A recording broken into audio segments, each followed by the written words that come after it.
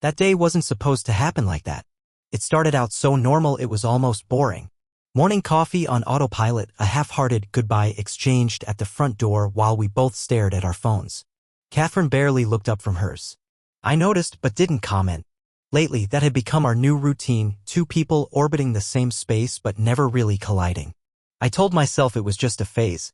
Stress from work, maybe? Everyone goes through it, right? But the universe had other plans.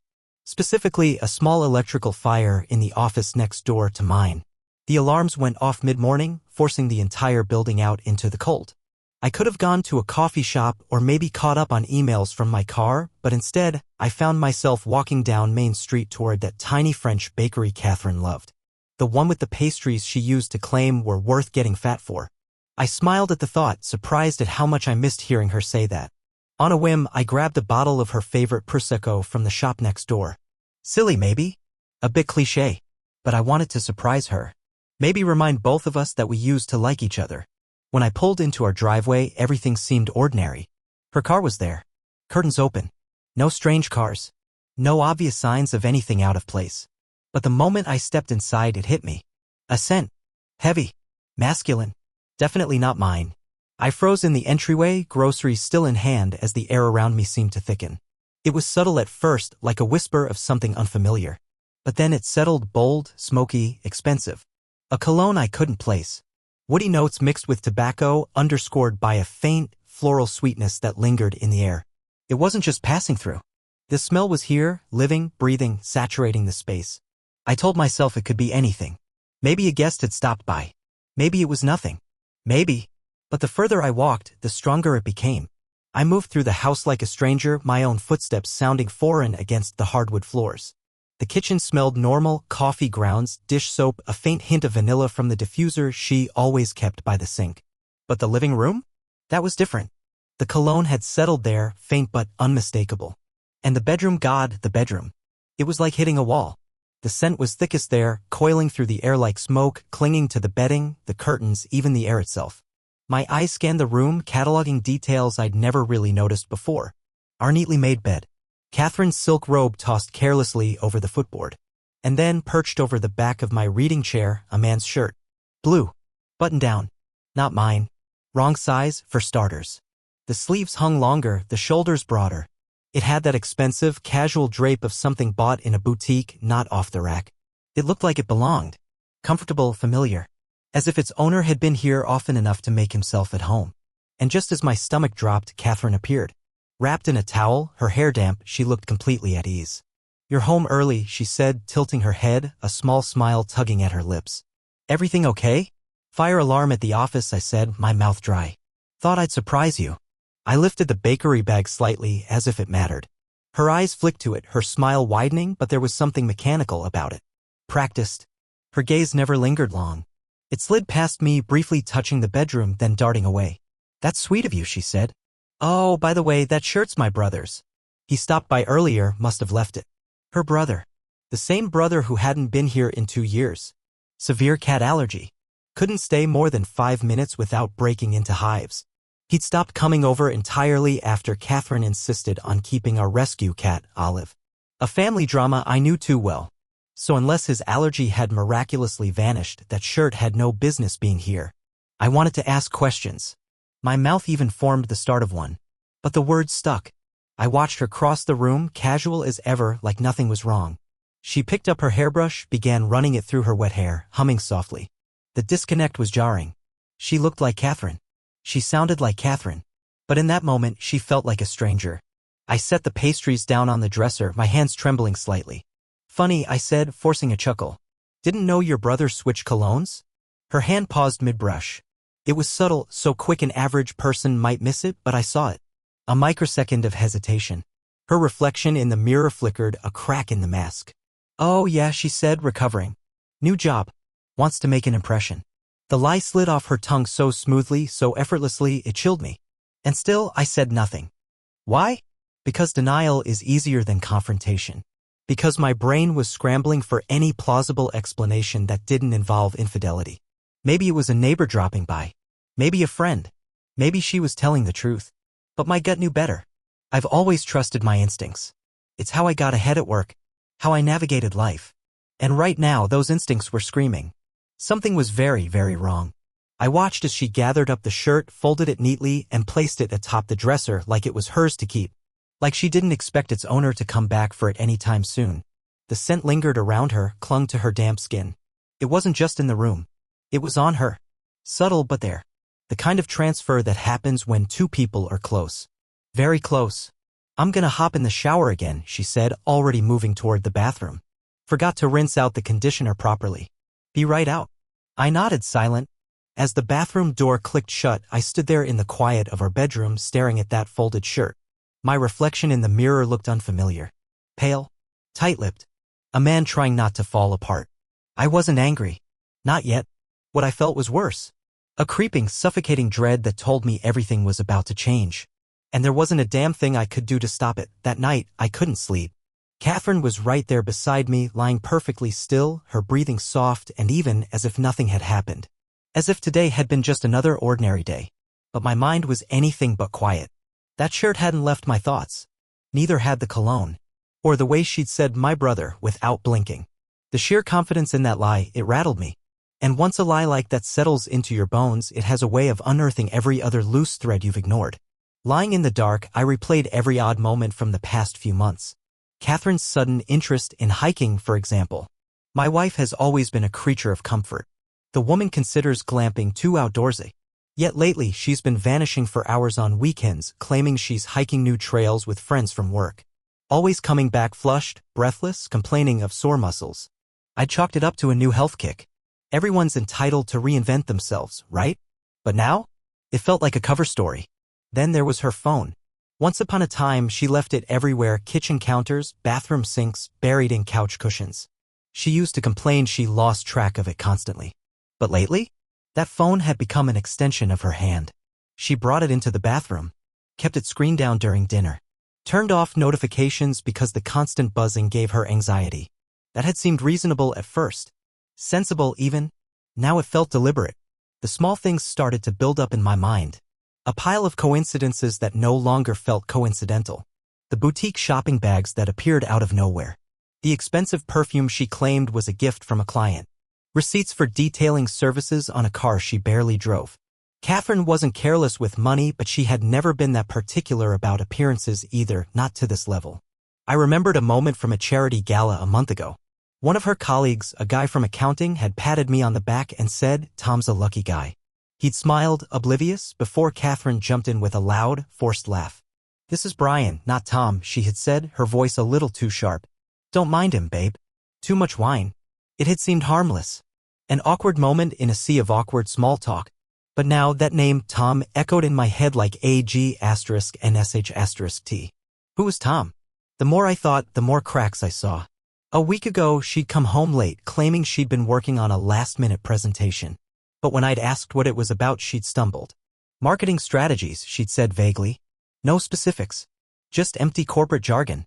Catherine was always sharp with details. This had been unlike her. It all pointed to one thing. But I wasn't ready to say it aloud, not even to myself. I got up from bed, quietly, careful not to wake her. Downstairs, in the dim glow of the kitchen, I sat at the table and stared at my untouched pastries. The Prosecco bottle was still in the fridge, unopened. The gesture had been pointless. What struck me most was how normal everything still looked. Our house, the life we'd built, stood untouched. Framed vacation photos lined the walls. Her coffee mug sat by the sink. My jacket hung on its usual hook by the door. From the outside, we were the picture of stability. But beneath that picture-perfect surface, something had rotted. I opened my laptop more out of habit than intent. Emails, bills, the mundane flow of digital life. But as I scrolled, my eyes caught on a name in her inbox. Not Tom. Not yet. But Derek, a coworker she'd mentioned in passing before. A harmless guy. Married. 2 kids. Safe. Or so I thought. There was nothing overt in the emails. Meeting invites. Shared documents. But there was a familiarity in the tone. Subtle. Playful. Inside jokes embedded in subject lines. Emails sent late at night, timestamped well after office hours. She never mentioned these late-night brainstorming sessions. I wasn't sure what I was looking for, but with every new click, my pulse quickened. At some point, I realized my hands were trembling. The illusion was slipping. The harder I looked, the more it unraveled. I closed the laptop, unable to stomach more. By morning, the weight of it all had settled into something cold and heavy in my chest. At breakfast, Catherine was her usual self. Cheerful. Asking if I wanted avocado toast, chatting about an upcoming office retreat, laughing about some ridiculous meme her friend had sent her. She was so normal it made me sick. I watched her, studied her, as if seeing her for the first time. How had I missed it? Every gesture, every smile, every deflection, it was all part of a script. And I had been so willing to believe the performance because the alternative was too painful. I wanted to confront her. God, I wanted to. But I didn't. Not yet. There was something sobering about realizing you're not ready to hear the lies said to your face. So I smiled. I ate the toast. I laughed at the meme. I played my role in the charade.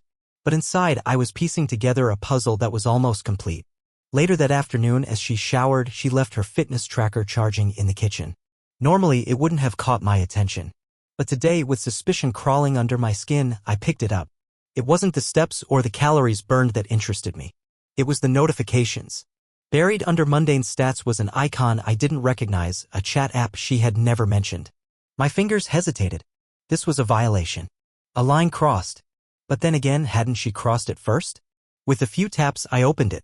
What I found shattered any remaining doubt. Photos. Messages. Not from Derek, but from someone else. Tom. There they were, together at a vineyard. Smiling, glasses raised in a toast. The very vineyard I'd always talked about visiting with her. A place we dreamed of going for our anniversary. And then the messages. I miss you already. Can't wait for next weekend. Everything feels so easy when I'm with you. There was no room for misinterpretation. No mental gymnastics that could explain this away. The truth had been right here, hidden in plain sight. It wasn't paranoia. It wasn't insecurity. It was reality. Catherine was having an affair.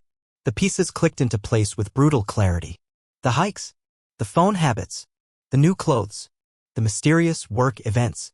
All of it was the scaffolding around her lie. I stared at the screen, the words blurring as a dull ache settled behind my eyes. In that moment, I felt nothing. No anger. No heartbreak. Just a hollow numbness. I set the tracker down carefully as if afraid to disturb the fragile normalcy of our kitchen. But normal was already gone. Had been for months. When Catherine emerged from the shower, toweling her hair dry, I greeted her with a smile. The same smile she'd been giving me for weeks. Maybe longer. She had no idea that her secret wasn't a secret anymore. But I wasn't going to confront her yet. No. Now that I knew, I wanted to see how long she'd keep up the act. There's a moment when suspicion becomes certainty. It doesn't come with fireworks. No dramatic confession. Just a quiet click like a puzzle piece snapping into place. For me, that moment came hunched over Catherine's fitness tracker, staring at a message thread with a man named Tom. And yet, even with photos, even with timestamped proof, I still needed more. Not because I didn't believe it, but because I knew Catherine. She was smart. Careful. If I confronted her now, she'd spin it. Twist the narrative until I was the paranoid husband seeing shadows where there were none. She'd apologize, maybe cry, maybe swear it was just emotional, not physical. And part of me feared that in the fog of her lies, I'd start doubting my own damn eyes. I needed irrefutable proof. That night, after she fell asleep, I stood in the hallway watching her. She looked peaceful. Innocent. The same woman I'd fallen in love with years ago. But that image was fractured now. Every smile, every soft word felt like it had been rehearsed for my benefit. Like she was still acting, still playing the role of wife while her heart belonged elsewhere. It wasn't anger that drove me to dig deeper. It was survival. A need to reclaim reality before I drowned in her version of it.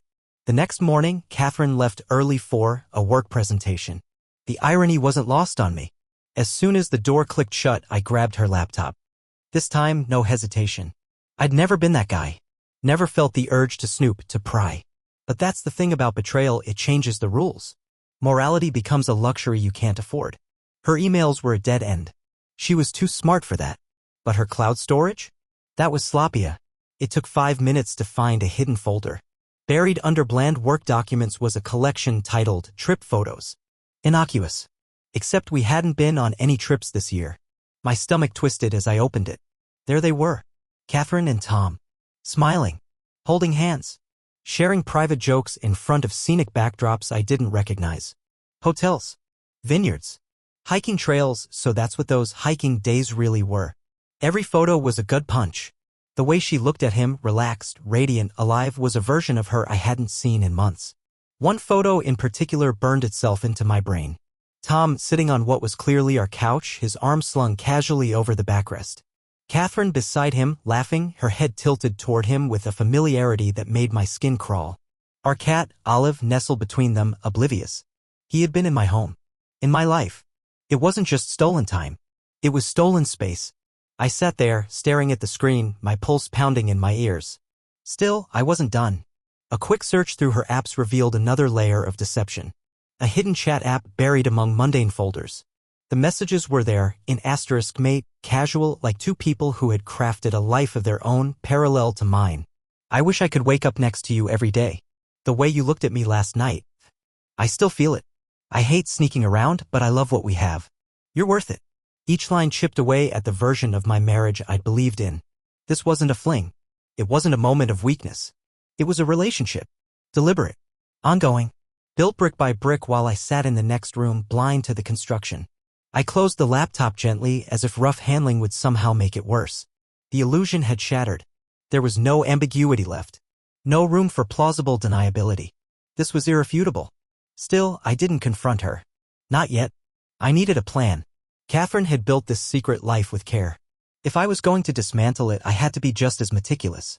That afternoon, I opened a new bank account. Quietly transferred portions of my paycheck small enough to avoid immediate detection. I contacted a realtor about short-term rentals. Something discreet. Out of the way. Our home no longer felt like mine.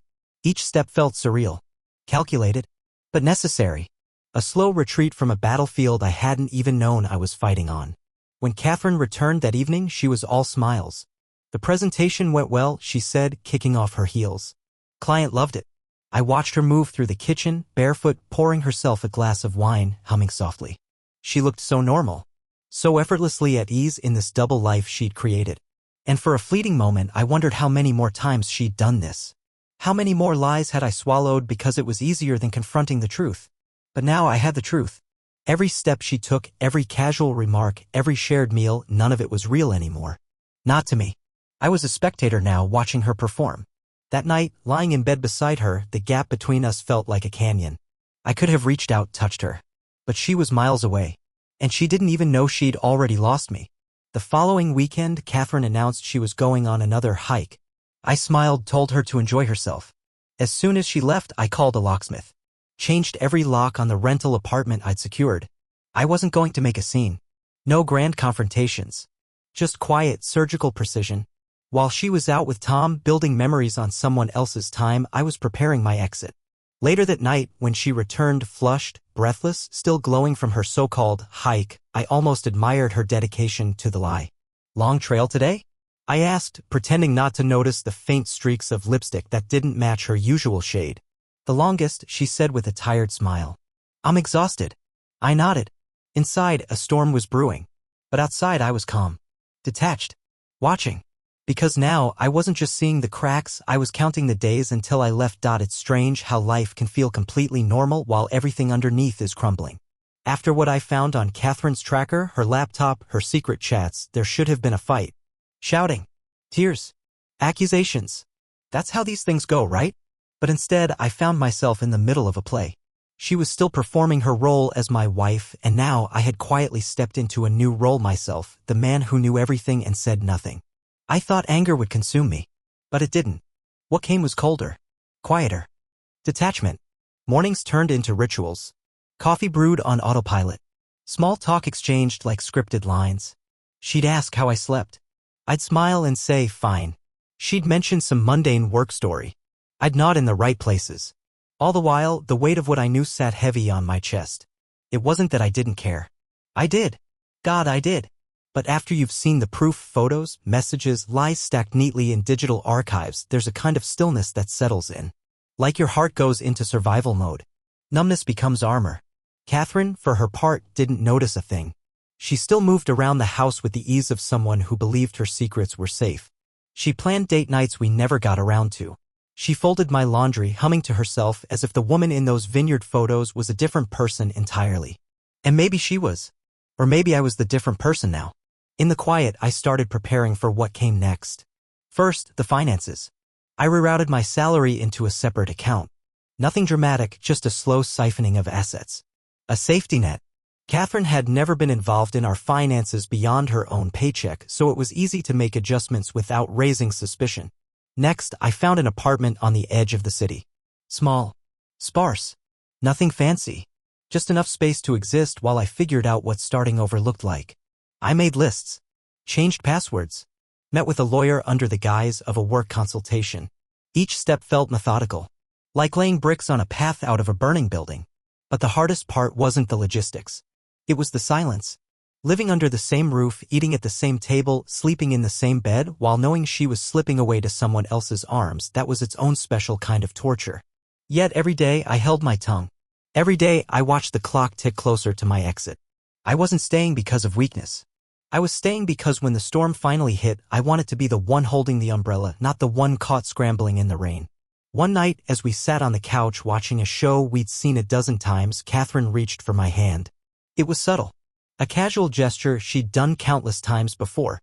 But this time it felt rehearsed. Hollow. Her fingers curled around mine, but there was no warmth in the contact. Just muscle memory. I let her hold my hand. I let her believe. But in my mind I was already gone. The walls of our home, once filled with shared memories, felt like a stage set now. Furniture arranged just so. Family photos smiling down like props. We had become actors in our own marriage, hitting marks, delivering lines, bowing for an audience of no one. The only honest moments came late at night when she thought I was asleep. I'd hear her phone vibrate softly on her nightstand. Once, twice, sometimes more. Her breathing would change shallow, quick as she read the messages. Maybe she thought I wouldn't notice. Or maybe she simply didn't care anymore. She'd smile in the dark, not realizing I was awake, lying inches away, memorizing every flicker of betrayal. Still, I said nothing. Because I wasn't ready for the confrontation. Not yet. The moment had to be right. And then, as if the universe had been listening, the opportunity presented itself. A charity dinner. Catherine had been working on organizing it for weeks. The perfect social event to keep up appearances. High-profile guests, colleagues, clients. She was buzzing with excitement, talking about seating charts and floral arrangements, her eyes sparkling in a way they hadn't when she looked at me. "This'll be good for us," she said one morning, pouring coffee into my mug. "Get out, mingle. Remember how to be us again." I smiled. Agreed. Played my part. In reality, I saw it for what it was. A stage. And I was ready for my final scene. In the days leading up to the dinner, I prepared quietly. Tied up loose ends. Confirmed my move-in date for the apartment. Finalized documents with my lawyer. Made sure my financial safety net was solid. When the night of the dinner arrived, I dressed carefully. Suit pressed. Shoes polished.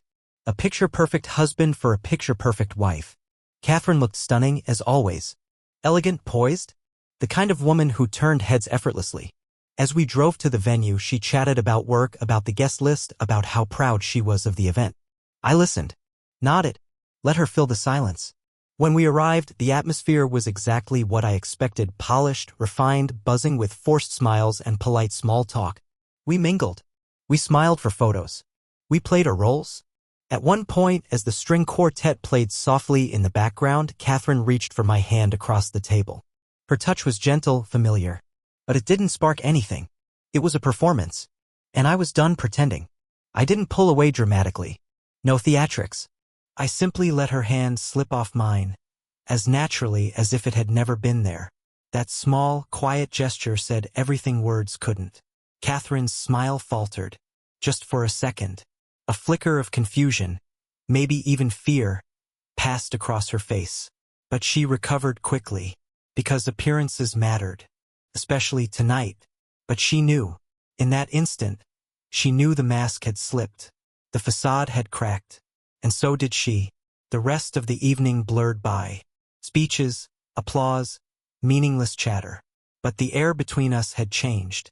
She felt it. I knew she did. The ride home was silent.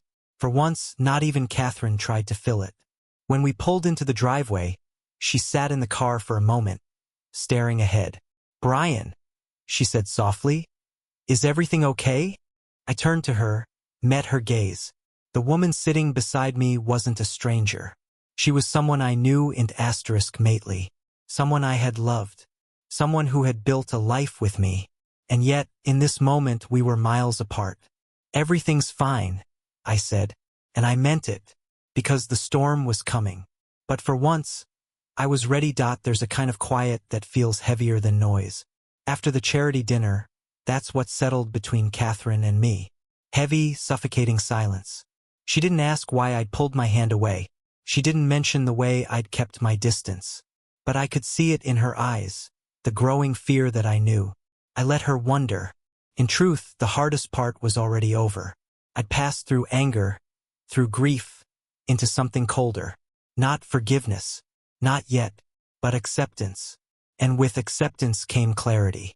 I wasn't looking for more proof. I already had enough to end a marriage. But life, as it often does, had one more card to play. It happened on a rainy Sunday.